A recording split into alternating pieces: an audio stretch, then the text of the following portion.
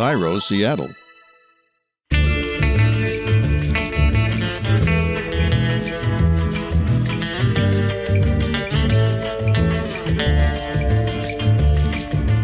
I'm Rachel Bell, and this is Your Last Meal, a show about famous people and the stories behind the foods they love most. Today on the program, the last meal of travel guru Rick Steves. Rick Steves has put out more than 50 European travel guidebooks. He hosts a public television show called Rick Steves Europe and a public radio show called Travel with Rick Steves. Boy, oh boy, does Rick like to travel. And despite being kind of a buttoned-up, detail-oriented guy, Rick has been a proponent for legalizing marijuana for a very long time. What is your favorite stoner snack? I used to eat cracklin' oats without milk. I mean, the cereal cracklin' oats. I called them Joy Crunchies. They look like little dog food pellets, but I love those know it. too. And I love them, and I would eat them one at a time as I was listening to my favorite music or whatever. Rick and I both live in Washington State, where pot has been legal for several years now. And THC and CBD infused, every time I say this, THC and CBD, I feel like BBD, what was that song? ABC, BBD. Yeah, and then it was that Motown Philly, I think. Philly. Boyz II Men. Oh, it's such a good song. Anyway, moving on. We have edibles in this state. They are infused with THC and CBD. You can listen to ABC and BBD while you eat them, but you can easily buy them at pot shops. So I chat with Jody Hill. She's the founder of Seattle Cupcake Empire, Cupcake Royal, and she has an edibles company called Goodship. One of the things that we work on at Goodship is to kind of eradicate the notion of edible roulette. A lot of us have experienced an opportunity where we might have had a little bite or a rat's nibble or a whole brownie and not knowing what we're getting into. Are we getting into a margarita? Are we having a fifth of tequila? It's not a good feeling when you over-imbibe. No, it's not. I recall, 2001 was the last time that I ate a pot brownie. I hallucinated, I was afraid of the dark, and ironically spent the rest of the night under the covers. And, back to Rick Steves, it was actually tough to get Rick Steves to say what his last meal would be because he would rather let a chef of a restaurant cook whatever's in season and what's delicious that day instead of choosing something himself. I had to ask him 3 times to really focus and tell me what he wanted for his last meal. So we're going to hear from my colleague, KIRO Radio host John Curley, about his 2017 New Year's resolution to never open a menu and order based on what the server says is the most popular item on the menu. What do most people order? Yeah, most people get the rack of lamb. I'm like, it's $47. Really? Most people get the rack of lamb? Well, you ask what most people get. They get the rack of lamb. So then I'd get the rack of lamb. I ate more racks of lamb than I've ever eaten before. 2017 turned out to be the New Year's resolution, eat more racks of lamb. And in Your Last Meal news, yes, we have news, a really sweet thing happened recently. Literally, a very sweet thing. Back in December, I had Top Chef judge and Food and Wine magazine editor Gail Simmons on the program, and her last meal was banoffee pie. Banoffee pie is a British dessert. It is a banana, cream, and dulce de leche pie. Well, there's an ice cream company in Seattle called Sweet Lowe's Homemade Ice Cream. You may remember them. I had the owner, Lauren Wilson, on for my Darcy Carden episode. That's when we were talking about why marshmallows don't freeze in Rocky Road ice cream. So Lauren is a fan of the podcast. There she was, listening to the Gail Simmons episode. I like to think she was like laying on a bed with a canopy on top and like talking on her pink princess phone to her other friends, listening to the podcast as well. And she heard Gail Simmons say that she loved banoffee pie. So Lauren was inspired to create a banoffee pie ice cream flavor. Roasted banana ice cream, homemade dulce de leche, candied graham crackers, and milk and dark chocolate flakes. So she makes this ice cream, she packages it up, and then she sends 6 pints of it to Gail Simmons, I think in New York City. Gail receives the ice cream, tries it, loves it, ends up tweeting about it, Instagramming about it, tells the world that she loves it.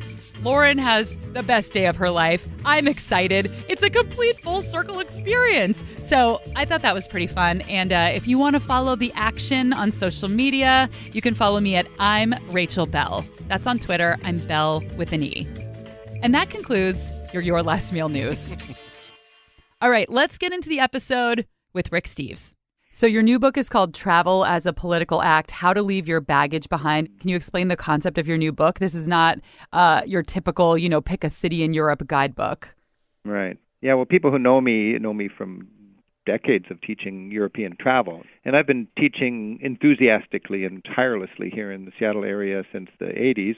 And if I look back on it, I didn't have any grand plan, but there's been sort of a logical evolution. In the 80s, I was talking about, Europe through the back door. That was the book. And it was budget skills, how to use a train pass, how to get a good hotel, how to pack light and stay healthy and so on.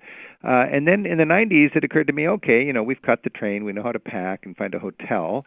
That's the bottom rung of Maslow's hierarchy of travel needs, you could say. The next step up would be enjoying the culture and the history and the art and the cuisine. And I wrote a book called Europe 101, and I was enthusiastically teaching classes about appreciating the culture and the art. And then since 9/11, I've realized that the pinnacle of this, what I consider Maslow's hierarchy of travel needs, is to travel in a way where you get out of your comfort zone and you mess up you wall up your ethnocentrism. You gain an empathy for the other 96% of humanity, and you come home with what I think is the most beautiful souvenir, and that's a broader perspective. So that's what I find myself teaching. Tomorrow I'm going to go embark on a 25-city and 30-day road trip around the United States, and almost every night I'm going to be talking to big crowds about travel as a political act. And the whole idea is, again, to challenge Americans to get out of their comfort zone and to gain a better understanding of the rest of the world, because it's more important than ever right now that the United States gets itself in a mindset where we're more inclined to build bridges and less inclined to build walls. And I think that's important from a national security point of view, by the way, too. The most dangerous thing we can do is stay home and hide under a bed and build walls. We've got to play ball with the rest of the world, and we can do it as travelers.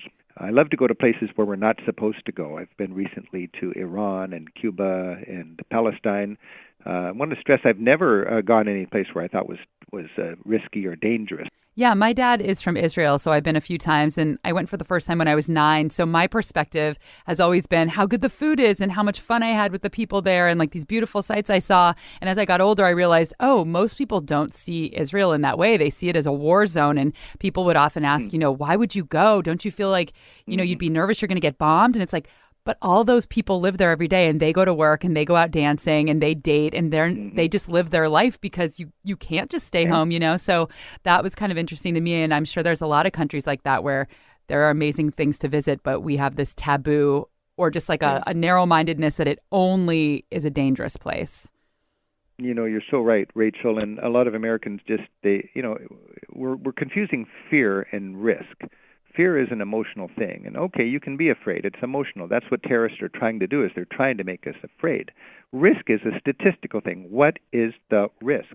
Every year, 12 million Americans go to Europe and 12 million come home. I don't know when the last American was killed by a terrorist in Europe, maybe a couple a year. Does that make it dangerous? Well, look at it from a statistical point of view.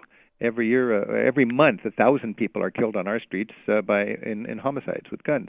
Does that make America dangerous? Well, no, it doesn't. I still go shopping. I still go downtown, use some common sense, but there is a risk.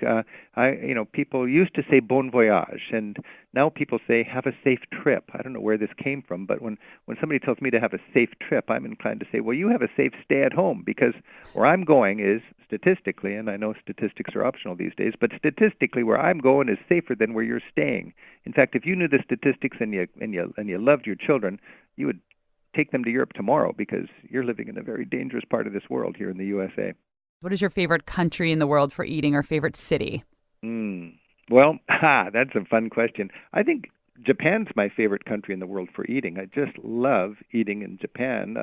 And in Europe, I love working on the restaurant sections in all my guidebooks, and every night I'm out blitzing all the restaurants. And at the end of a long night of looking at restaurants, checking the restaurants already in my book and looking up new ones, I sit down in my favorite new restaurant of the evening, and I love to just ask the chef to bring me whatever he wants me to eat. My favorite countries in Europe for food would be Italy and France, no surprise. One thing I think is very important, if you are a good eater going to a good restaurant, in Europe anyways, you can look at the menu and you can know where you are and what month it is by what's being served. And that's the whole idea of eating with the seasons and eating local specialties. That's why I like to look at what's the daily specials and so on. That's where you'll have, the porcini mushrooms are in season, so everybody's into that right now, or the white asparagus, and everybody's into that. Eat what the locals are eating. Eat with the season. Eat in a small mom-and-pop restaurant. Another very important tip is to go to a restaurant that is a low-rent place, not on Piazza Navona where the high rent is and all the tourists are, but in a little hole-in-the-wall place a few blocks away, which low rent, packed with enthusiastic local eaters with a handwritten, small, one-language menu. Handwritten because it changes with what's ever fresh in the market this week. Small because they're only cooking up what they can serve profitably and at a good value. And one language because they're targeting local eaters rather than tourists. Sometimes that's hard, though. When I was in Venice, we literally walked for hours trying to get away from the same tourist menus. Walking and walking, we finally found a place because I'm looking exactly for what you're talking about. But I find it to be a little challenging. I had the same experience in Lisbon where I was like, oh my God, I just want to get out of here. I want to go to where the locals are eating. Mm-hmm. Well, Venice, Rachel, is impossible because Venice is completely a tourist town. So there's no restaurant in Venice, I don't think, that could live without tourism. And what I would resort to there is the local tapas culture. It's called Cicchetti.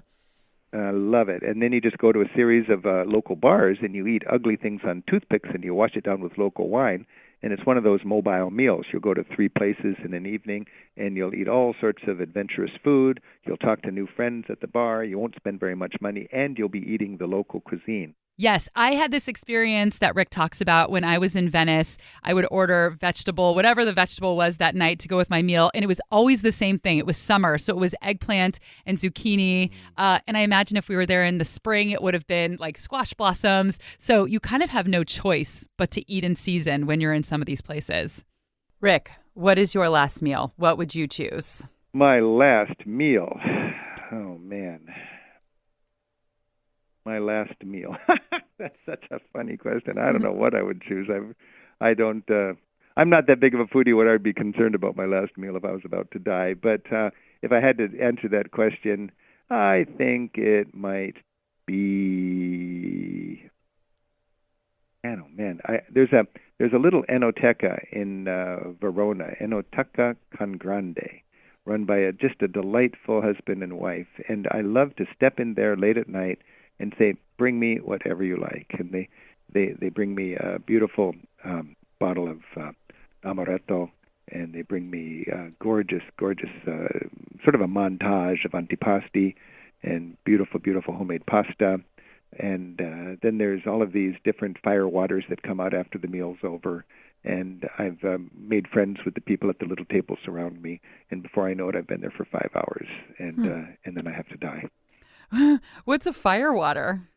Firewater would be the local grappa or the local akavit. It's a beautiful dimension of travel. I'm not into hard liquor here, but as I travel, I'm a cultural chameleon. You know, I never work hard all day long in Seattle and go home and feel like a nice glass of ouzo. But when I'm in Greece, I love to end the day with a nice glass of ouzo as the sun is setting. Tea makes no sense at all to me in this hemisphere.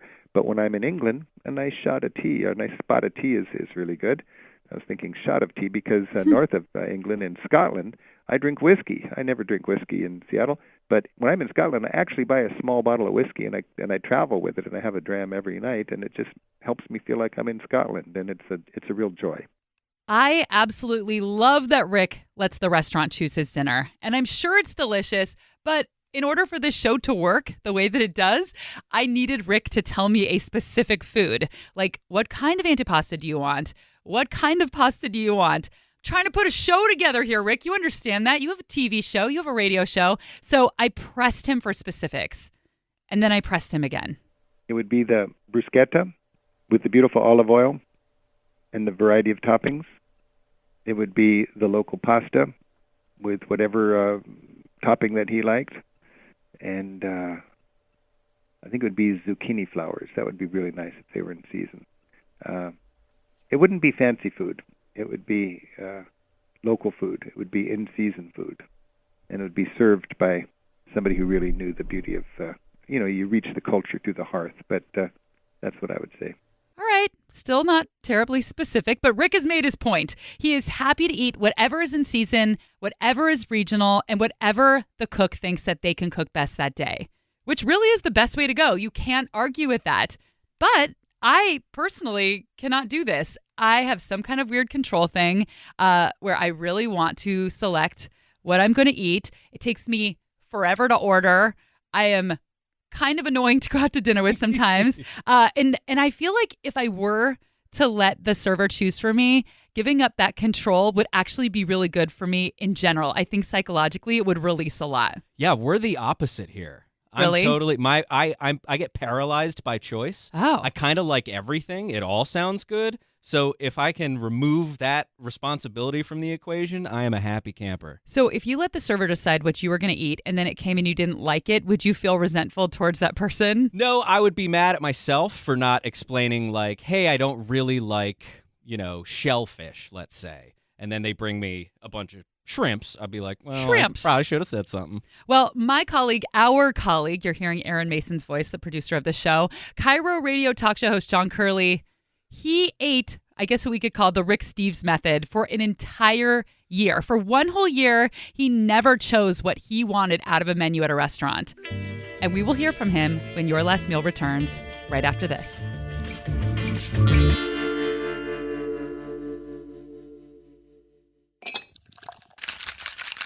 It is cocktail hour with our one and only sponsor, Heritage Distilling Company. And you just heard Rick Steves talking about how when he is in a country, he likes to drink their local spirits. He doesn't drink grappa at home, but when he's in Italy, he's drinking grappa. So when you are in the United States of America, you should be drinking Heritage Distilling Company. And if you live in Washington State, it becomes even more local. Heritage Distilling Company uses corn and wheat from Eastern Washington family farms like Scrupps in Odessa, and the rye that they use in their bottles of dual barrel old-fashioned ready rye comes from Vancouver, Washington. So go to heritagedistilling.com to find out where you can get a bottle of award-winning vodka, gin, whiskey, or brown sugar bourbon. It's sold in stores around the country, or you can have a bottle delivered right to your door. That's heritagedistilling.com.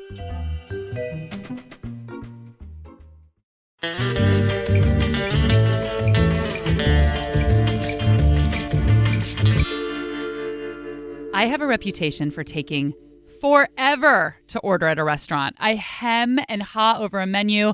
I'm trying to figure out exactly what I'm in the mood for at that very moment. And I've also been known, I haven't done this as much as I used to run back into the kitchen like 2 minutes after I order. What? And I'm like, I changed my mind. Can I actually have the burger? Is it too late? And sometimes it's too late. And other times it's not. And they probably spit in my food. And then sometimes when that arrives, I'm like, should have got the other thing. So want to go out to eat with me? It's fun. Promise we're going to have a good time. But my colleague, KIRO talk show host John Curley, has no such worries. All right, John Curley. So every year you do a New Year's resolution, Yes. Ranging from things like not wearing socks. Not wearing underwear. Okay. Wearing new socks, introducing myself to whoever's on an elevator, not recognizing Hawaii as the 50th state. And then I developed a theme. 2016, as you may recall, was order the soup of the day no matter what it is. That was 2016. 2016. So 2017, I continued on that theme, but was to never look at a menu. Okay, so how did you accomplish this goal? Simply by not looking at a menu. This is my show. You're going to talk to me like that. Okay, so what you would do is you'd go to a restaurant, Right. and then the server comes over and says, "Oh, what can I get for you, sir?" Do you need a few more minutes to look at the menu? And I'd say, no, it's 2017. I'm not looking at menus. And then they just sort of stand there. And then I say, what do most people order? And she's like, a lot of people get the tacos. And I'm like, great, have the tacos. Or she'd be like, and she looks at the menu. And this is when these waitresses or waiters started to figure it out. What do most people order? Yeah, most people get the rack of lamb. I'm like, it's $47. Really? Most people get the rack of lamb? Well, you ask what most people get. They get the rack of lamb. So then I'd get the rack of lamb. I ate more racks of lamb than I've ever eaten before.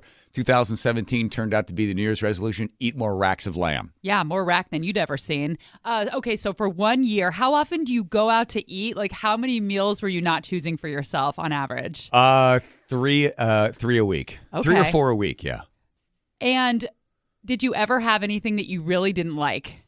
Oh, yeah. I mean, a lot of times I'm like, really? This is what people order? And the one lady goes, most people that come in here are pretty poor. I'm like, huh. Where was that? It was a restaurant up on Capitol Hill. It was a Mexican restaurant, and it was terrible. It was this soup and this little crappy taco. Not good. But most of the time, what I found was people have pretty good taste in food. How often then do you think that they were telling you the truth, and how often do you think they were just trying to give you the most expensive thing on the menu?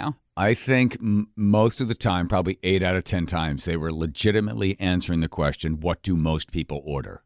But as you pointed out, you said the only way this works is you have to walk into the restaurant with absolutely no regard for what you want. You can't walk in going, gosh, I really feel like Crab Louie today.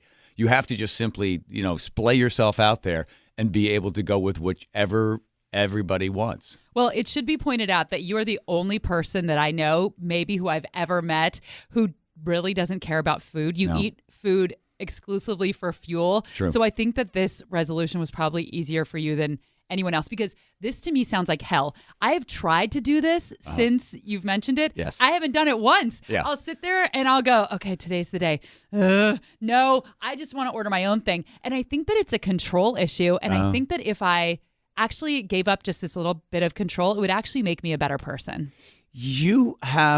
The thing is, you like food. I don't like food. I remember one time I went in and ordered a Subway sandwich with a friend of mine, and he ordered the turkey and I ordered the tuna. I picked up his turkey and ate almost all of it. And then he said, hey, you ordered tuna. And I said, isn't this tuna? He goes, it's turkey. It's so you don't even know what food is. I don't even know what I mean. I would eat rocks if my teeth get up to withhold the pressure. What do you think that is? Do you have different taste buds than the average person, or is it a mental thing? I'm Irish. Okay. I'm Irish, and my mom was a horrible cook and burned a lot of things and then just said, shut up and eat it. So then we just got used to eating really crappy food. So didn't you tell me, though, that sometimes they would kind of get irritated with you? Like they didn't want to have to pick your meal? Yeah, they didn't. They would give me like a bunch of choices, and then they'd say, you could just check the menu. And I'd say, no, I never, literally, I tell you, it is a freeing experience, like jumping out of an airplane without a parachute. When you don't look at the menu, you don't need to look through it. And when they come by and they start to tell you about the specials, you just say, no, I don't need to know the specials. I just need to know what everybody else orders. And that normally the person sitting across from me is like, you are the most annoying person in the world.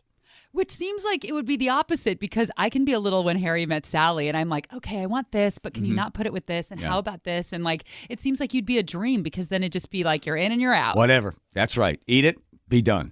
I had a boyfriend who had pretty bad ADD, and he had a pile of shirts, and he would just wear whichever one was on top. Yeah. And I noticed when we'd go out to eat, it took me a while to notice it. I was like, you always order one of the first 3 things on the menu. There you go. He's like, I can't read the whole thing. I just get to that, I get bored, and I order something in the top 3. Here's one habit that I have developed that I still keep doing that really grosses people out. If the food is too hot, I pour water on it. Well, you're not supposed to do that. No, you don't. Yes, I do. Because I don't have time to wait for it to cool off, and I don't want to be blowing on it. I just take whatever it is. If the soup's too hot or the water's too hot, whatever liquid I have nearby, and just pour it on top. Pour it on top of the chicken. Pour it on top. It works. That's why they shoot water at fires. Has the same effect. So did you have any kind of, were you able to give up control? Like, did this help you not having to pick something on the menu? I mean, did this like save you time in your life? Did it make you feel better that you don't have to make a decision? Like, was this a New Year's resolution that actually benefited you? This benefited me, that I felt closer to the appetizers and to the entrees of the general public. And I think that's what we're all striving for. I think Buddha mentioned that. Buddha. Dolly Lama. Dolly Parton again. Dolly Buddha. Yeah. Okay, so you mentioned rack of lamb, but Yes. What are some other dishes that you found yourself eating a lot? Were there things that there were trends that... Is there a reoccurring theme? Yeah, Yeah. sure. Let's talk a little bit about the Turkey Club, which is apparently very popular because it has bacon on it. I didn't taste any bacon, but then again, I really wasn't into the whole idea of tasting the food. Gyros, surprising me. A lot of people like gyros. You go into a Greek restaurant and there's gyros out the door. So I got the gyro. I got the this is during lunch. Dinner, it ran the gamut. A lot of chicken. People are eating a lot of chicken nowadays. I noticed that. And a lot of king salmon, too. They seem to like that. Probably because we're here in Seattle. That's probably it. Also, along the lines of your weird food eating habits, you ate peanut butter and jelly sandwiches or peanut butter and honey sandwiches 3 times a day for many months here at work. 5 times a day. I would bring in 5 peanut butter and honey sandwiches and eat only that for 3 months. And no dinner. That's all I would eat. And then finally, because I wanted to know, could I eat peanut butter and honey sandwiches 5 times a day for an entire year? And the answer is no. You could do it for 3 months. 3 months, and then it has an effect upon your colon. Did any server ever recommend a peanut butter and jelly sandwich when you were out? You were like, no more. And you just punched him in the face and run out of the restaurant. There he goes, everybody. Mr. John Curley.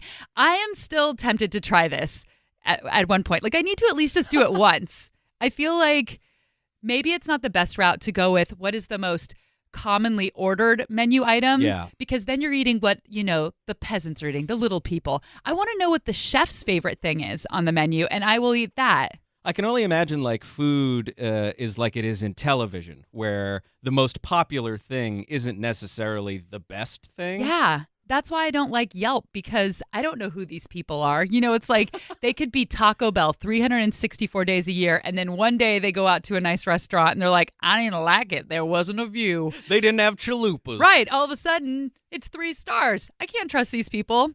But speaking of people you can trust, Heritage Distilling Company, they're a sponsor of our show. We're going to take a break. We'll be right back. Seamless. Yeah.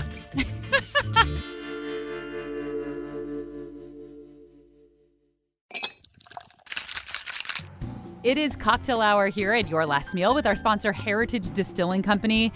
And if you've ever had a conversation with me, you know that I love wordplay and puns. So I was very impressed when Justin Stiefel, the owner and founder of Heritage Distilling Company, came up with this sweet slogan: you can't spell baseball without BSB. He's talking about their brown sugar bourbon, and Heritage Distilling Company is a proud sponsor of the Seattle baseball team, of which we cannot name for legal reasons. You can figure it out. The important thing is you can't spell baseball without BSB. And honestly, drinking is the only reason I go to baseball games. I'm not a sports person, but I love sitting in the stadium, looking up at a blue sky, looking down at the green field, eating a hot dog, and having a nice drink. So you can drink Heritage Distilling Company at the ballpark in Seattle, or you can make your own nice drink at home. Go to heritagedistilling.com to find out where you can get a bottle of their vodka, gin, whiskey, or brown sugar bourbon. You can find a supermarket near you that sells Heritage, or have a bottle delivered right to your door.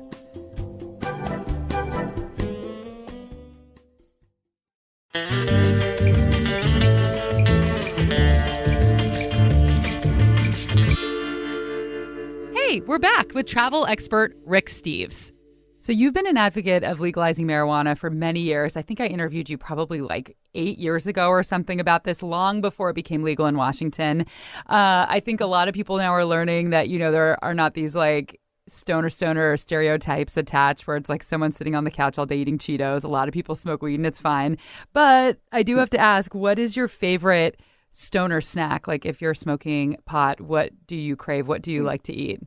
I used to eat Cracklin' Oats without milk. I mean, the cereal Cracklin' Oats. I call them Joy Crunchies. They look like little dog food pellets, but I love those too. And I would I love them, and I would eat them one at a time as I was listening to my favorite music or whatever. But we've come a long way since we legalized marijuana in Washington 5 years ago. I go on the road all the time. Next week I'll be in Washington, D.C., and Delaware, and Vermont, and New Jersey on a busy road trip raising awareness about the tragedy of our federal war on marijuana. And it's not pro-pot. I'm pro-civil liberties. I'm pro-smart policy. I'm anti-racism. We have racist laws right now. Rich white guys don't get busted for pot. It's poor people and black people get busted for pot. It's an embarrassing, horrible thing in our country. 70,000 Americans are in jail right now because of nonviolent marijuana offenses. We arrest 600 or 700,000 people a year in this country for pot. And what seems like common sense, that's wrong. I mean, people think if you legalize marijuana, more people are going to smoke it.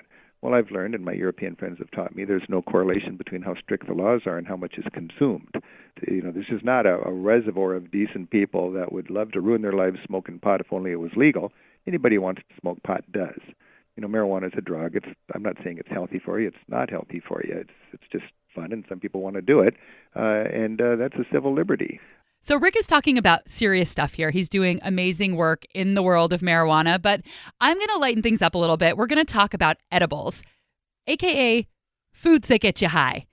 So when I was a kid, there was no word edibles. Basically, the words were pot brownies. And this was made with pot butter, and you had no idea how strong these things were going to be. So you would be like, I don't know, should I take one bite? Should I eat the whole brownie? I have no idea. And it takes so long for it to kick in that you don't want to wait and then, eat a little bit more. So sometimes I remember you'd eat like 2 because you're like, these are really good. And you forget that they're full of weed. And then you have to lay down on the ground for the rest of the night and listen to Beavis and Butthead coming out of the TV. And I bring that up because Aaron Mason and I watched a ton of Beavis and Butthead over the weekend. Oh, so good. All those music videos. But today, in states where pot is legal, like here in Washington where we live, you can actually walk into a store and buy what is called edibles. And these are professionally packaged sweets. They're made by companies that know exactly how much pot is inside. And they range from cookies to brownies to gummies to little mints. And here in Seattle, we even have, there might be more than one of these now. There's an Airbnb in Seattle that is weed themed. So like there's bongs in all the rooms, but you can pay extra to have a chef come to the house and make you a multiple course meal where every part of the meal is infused with weed. Really? Yeah. And because I think this is a great idea because why is it always in sweets? You can add, the butter or the oil to anything really. But most of the edibles out there are sweet, including those made by Seattle's The Goodship company, owned by Jody Hill. So after many years of working at Starbucks as a barista and then moving on to doing Starbucks corporate, this is like kind of the early years of Starbucks, Jody left and she started a company in Seattle called Cupcake Royal in 2003. And now, you hear, cupcakes are everywhere. Cupcake Royal was actually the first cupcake bakery to open outside of Manhattan. Were you a baker? Did you have this recipe you were sitting on? Where did the cupcake idea come from? No, I'm not a baker at all, but I'm really good at having an idea and finding people that can help do the things that I don't know how to do. At the time, I knew how to build a retail company. I knew how to manage production of a product, and I needed a baker. So I hired a baker. And Jody applied the same strategy when she opened Goodship. Goodship is a manufacturer of edible products, super delicious edible products. We have cookies from our bestseller Saigon Snickerdoodle cookie to a sea salt chocolate chip, double fudge brownies, etc. We have chocolate products, so dark chocolate with coffee or straight up dark chocolate or dreamy milk. We have confection products such as our pastilles, which are microdose to 2.5 milligrams. And those look like Altoids or, like little mints that you would get. We just recently, in the last 3-4 months, launched half dose products. We launched a fruit jelly, which is a proper French pâte de fruits. It's the predecessor to what we call gummies in America, but really good fruit juice, apple pectin, organic sugar. That's what's in that. We also have a peppermint patty that's an organic chocolate coating. It's super delicious. Again, 5 milligrams THC. Some of those products have a CBD version as well. So CBD is a cannabis compound that doesn't actually get you high, but it has all the medical benefits of marijuana. The last time that I ate pot, I was 21 and I became afraid of the dark and had to go back to this cabin we were staying at and just lay in the bed, and I was totally freaked out. I never ate it since. I'm sure you hear a lot of stories like the edible roulette thing that we're trying to combat. Yes. Exactly. So that's what I think is amazing about the legalization and then having these edible products is that they are regulated. How do you do that? How does it work when, you're making these items? How do you know how much to put in? Right. Yeah, absolutely. It's important. We understand exactly how much THC is in that product, and we do math and we figure out our batch size. We've gone through multiple iterations to make sure that THC is uniformly homogenized throughout the entire batch. That's just a baking 101 in a lot of ways. So yeah, we do math and then we test the final result and make sure it's right on point, and then we package it up and sell it out to our stores. Part of why I want to do this as well is to build a consistent experience, to build a trusted experience. It's just like if you have a Budweiser here and you go to Colorado and have a Budweiser, or Europe, you want it to be the same experience. I hope you're not having a Budweiser in Europe, though. No, I hope not. Yeah. I don't know why I said that. Just the fine beers of Europe. A fine Stella instead. That's right. So, okay, as a consumer, though, how do you know how much you can take? Because let's say there's, a cookie and it has 5 milligrams. I'm assuming there's a difference if you're a 90-pound woman or if you're a 200-pound man, how it's going to affect you. How do you know how much you're supposed to eat? Right. That's something that everybody needs to figure out on their own, because by being afraid of the dark one night. No, by starting slow. And I would really recommend that if you buy a Goodship product, we do have the pastilles, or we have the 5 milligram product. You could cut the 5 milligram in half. 2.5 milligrams will mostly affect most people on a really light level. That's a really good starting spot. And if that doesn't give you an effect, and of course it can take as little as 30 minutes. It can take an hour and a half or even 2 hours for it to kick in. And that depends on what is your mental state like? How hydrated are you? Did you just eat a big meal or not? All these factors might change from time to time, but eventually you kind of get a sense. So I know that I love 2.5 milligrams. I can totally do 5 milligrams. If I'm talking to folks, and 2.5 to 5 is generally fine for me, but more than that, I want to be at home watching a funny movie or not really have any responsibilities beyond that. And everybody has to kind of figure that out for themselves. And for example, I know a fellow I was working with who really never consumed marijuana his whole life. I think he's 45, probably weighs 150 pounds, a lean, skinny guy. He would have to eat 3 cookies to feel it. 30 milligrams. Whoa. Where that would just knock me over. So how do you incorporate the pot or THC into the food? Because anyone, who's experimented before, it would always go into the butter or oil is what I understood. So there's various methods to extract THC or oil from the cannabis plant. You could use ethanol extraction, you could use CO2, you could use hydrocarbon, which is butane hash oil, and we're all learning this, right? This is all kind of newer technology that's now out in the light. We actually buy the oil. We're not growing marijuana and extracting marijuana.